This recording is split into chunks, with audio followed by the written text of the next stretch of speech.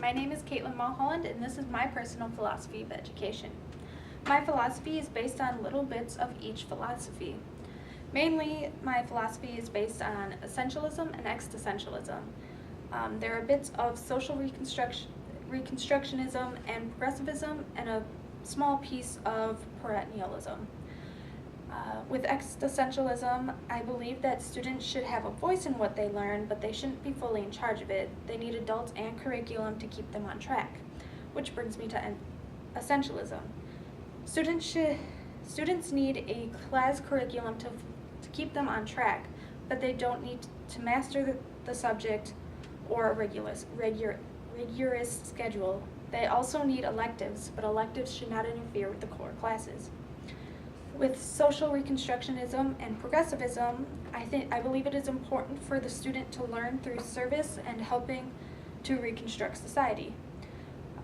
It is also important for students to learn through real-world experiences by going on field trips that are connected to the curriculum. And with perennialism, I believe that the great books need to be read, but should not be the focus of all their learning.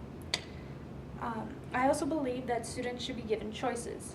This will help to develop their prefrontal cortex.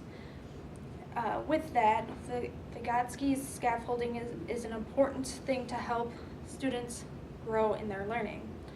On that subject, every student learns in different ways. Teachers need to learn to adapt to the students to help them learn rather than change the students.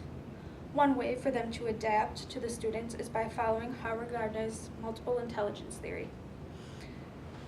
I also believe that we as teachers should have to be sensitive to the history and traditions of cultures, seeing as that diversity in America is growing. I also believe students should not be stopped from going after their interests if it is not what is typically seen for their genders. In the end, I do not hold strictly to one philosophy. I believe that students should have some level of choice in their education. Finally, I believe that diversity should be a highway, not a roadblock to education.